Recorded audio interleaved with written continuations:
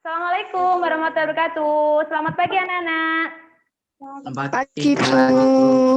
Bagaimana kabarnya hari ini? Baik. Alhamdulillah. Sehat ya. Baik anak-anak, apakah sudah siap untuk pelajaran pada hari ini? Siap. Ya, bagus sekali. Kalau sudah siap, kita berdoa terlebih dahulu ya. Coba Bu Intan minta Ya. tolong memimpin doa. Silakan P-nya. Doa selesai. Alhamdulillah. Baik, terima kasih P-nya. Baik anak-anak, meskipun pembelajaran kita daring, kalian harus tetap semangat untuk belajar di rumah dengan menambah literasi ya. Ya, baik. Materi kita hari ini yaitu tentang faktor penyebab mobilitas sosial, di mana materi kita ini adalah materi lanjutan dari materi sebelumnya, yaitu tentang apa? Ada yang tahu? Ada yang masih ingat materi sebelumnya? Betul sekali, tentang bentuk-bentuk mobilitas sosial. Bagus sekali. Nah, anak-anak, sebelum kita lanjut pada materi, Ibu akan menjelaskan terlebih dahulu tentang pembelajaran kita pada hari ini.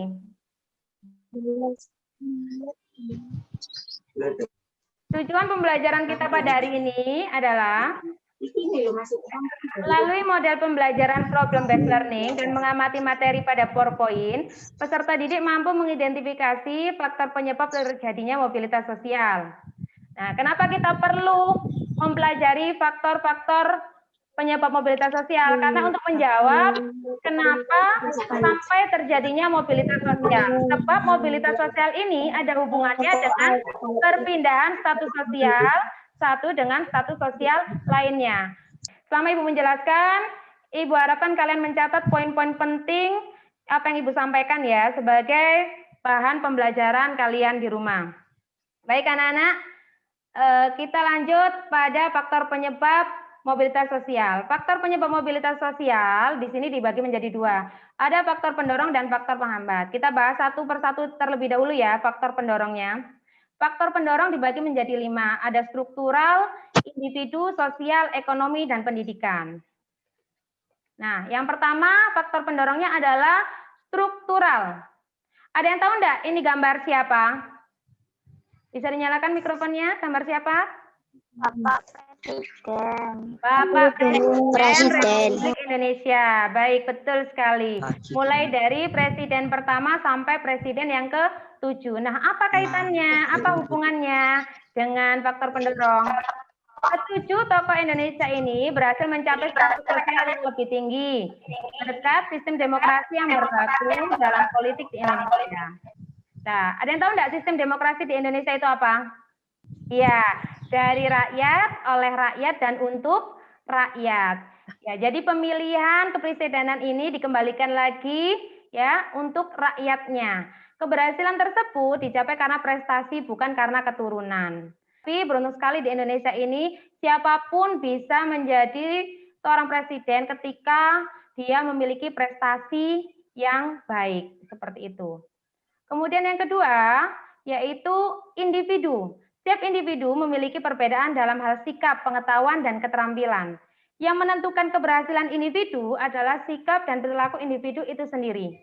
Ada yang bisa memberikan contoh tentang faktor pendorong terkait individu ini? Silakan. Ketika ada 2 orang yang lulus dari perguruan tinggi ternama, ketika mereka bersama-sama melamar pekerjaan, tetapi hanya salah satu yang diterima. Karena apa? Karena seorang ini memiliki ambisi dan komitmen dalam hidup. Ya, itu lebih baik daripada teman yang satunya. Nah, di situ. Jadi sikap dan perilaku individu ini menentukan yang namanya status sosial seseorang. Kemudian yang ketiga yaitu sosial. Status sosial. Ini gambarnya status sosial ya, karena manusia itu adalah makhluk sosial yang tidak bisa hidup tanpa bantuan orang lain. Nah, di sini setiap manusia dilahirkan dalam status sosial yang dimiliki orang tuanya. Saya dengan kalian itu berbeda. Ya, status sosialnya di bawah atau dimiliki oleh orang tuanya. Sehingga muncul ketidakpuasan akan status sosial tersebut mendorong seseorang untuk berusaha meningkatkan kedudukannya sendiri.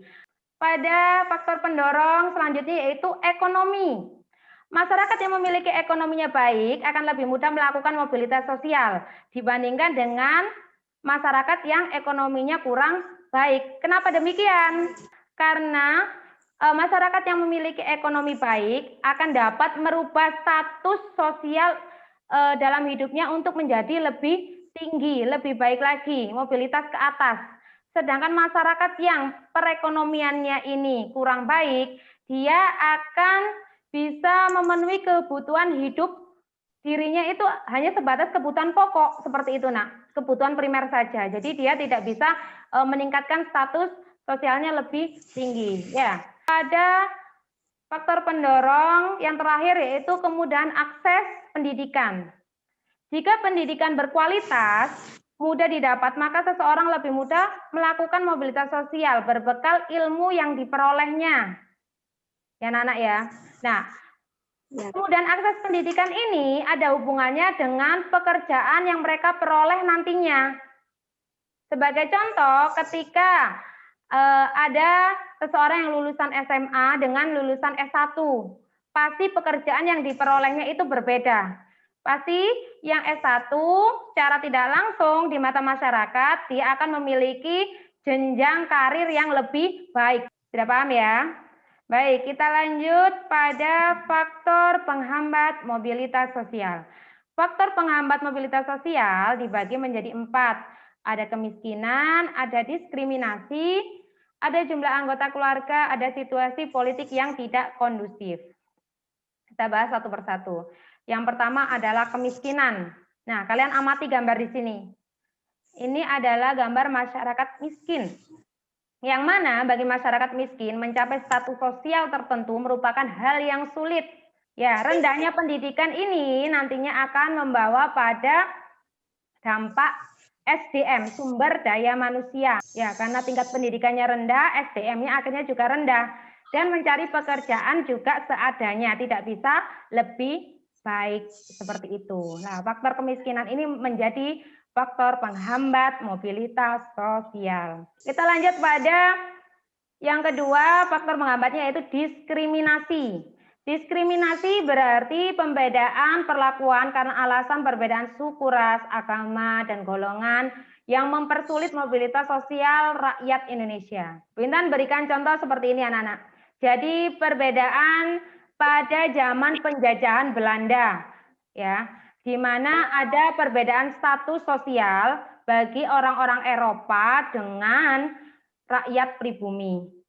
Dalam hal pendidikan, ya, orang-orang Eropa ini memiliki pendidikan yang lebih tinggi dibandingkan dengan rakyat pribumi, seperti itu. Nah, dari sini rakyat pribumi akan susah untuk mencapai mobilitas yang lebih tinggi, seperti itu. Lanjut, faktor penghambat selanjutnya yaitu jumlah anggota keluarga. Nah, ini kalian bisa lihat ini. Anaknya banyak sekali ya.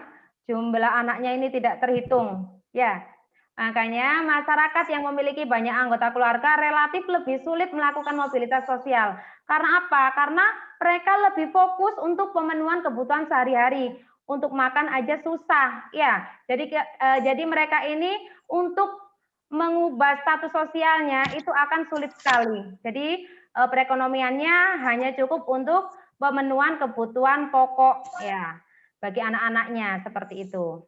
Baik, lanjut. Alda, Bu, apakah di masa pandemi COVID-19 ini juga bisa menjadi faktor penyebab mobilitas sosial? Ya, betul sekali. Terima kasih Alda pertanyaannya. Mungkin ada dari temannya untuk bisa menjawab terlebih dahulu sebelum Bu Intan. Silakan temannya mungkin. Keuangan berkurang, Bu. Keuangan berkurang. Oke, bisa jadi. Betul sekali yang disampaikan oleh teman kalian Farelia. Jadi pandemi COVID-19 ini telah mengubah segala aspek kehidupan manusia.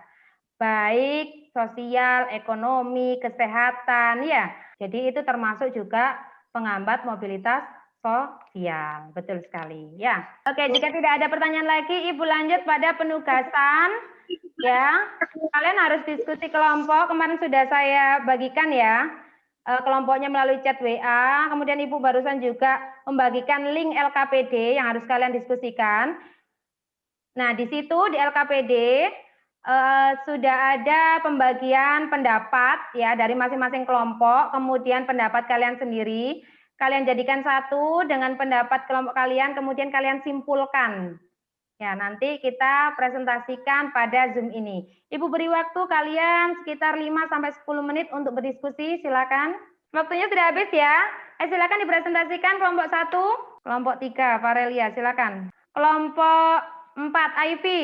Ivy kelompok berapa, Ivy? Silakan Ivy, jawab nomor 2. Masuk faktor penghambat mobilitas sosial yaitu kemiskinan, sehingga Arman tidak dapat melanjutkan pendidikan ke jenjang yang lebih tinggi dan menggapai cita-citanya. Oke, betul sekali. Ada tanggapan lain mungkin jawabannya? Faktor ekonomi, Bu. Faktor ekonomi. Boleh. Betul sekali ya, jawabannya faktor kemiskinan yang berhubungan dengan perekonomian yang rendah. Sehingga Arman tidak dapat melanjutkan ya ke jenjang yang lebih tinggi. Sudah presentasi semuanya ya, mulai dari kelompok 1 sampai kelompok 6. Sekarang Bu Intan sampaikan siapa yang bisa memberikan kesimpulan dari pembelajaran kita pada hari ini. Silakan. Iya, silakan Fenya. Ya, silakan. Mobilitas seseorang yang mengalami perubahan kedudukan status sosial dari suatu lapisan ke lapisan lain, baik menjadi lebih tinggi maupun menjadi lebih rendah dari sebelumnya atau hanya berpindah peran tanpa mengalami perubahan kedudukan disebut mobilitas sosial. Oke, baik sekali. Oke, sudah cukup ya. Baik, betul sekali. Terima kasih yang disampaikan oleh Arvenia dan juga Naila, bahwa mobilitas sosial itu memang perubahan status sosial yang satu menjadi status sosial yang lainnya. Bisa mengarah pada yang lebih tinggi maupun yang lebih rendah. Nah, ini semua ya perubahan daripada status sosial tersebut karena adanya faktor-faktor yang mempengaruhinya, baik faktor pendorong maupun faktor penghambat dari mobilitas sosial itu sendiri. Ibu lanjut ya, di akhir pembelajaran kita ini kalian bisa mengerjakan tugas individu yang Ibu share pada MS 365 ya, sebagai evaluasi pembelajaran kita pada hari ini ya. Kalian bisa mengerjakan, nanti Ibu akan sebelum Ibu akhiri pembelajaran kita pada hari ini, Ibu ingatkan lagi, kita berjumpa lagi pada pembelajaran selanjutnya, yaitu minggu depan, tentang dampak daripada mobilitas sosial. Bisa dipimpin lagi oleh Fenya berdoanya. Silakan Fenya. Berdoa selesai. Terima kasih Fenya. Baik anak-anak, Ibu akhiri. Sampai jumpa, tetap semangat ya dalam belajar di rumah. Assalamualaikum warahmatullahi wabarakatuh.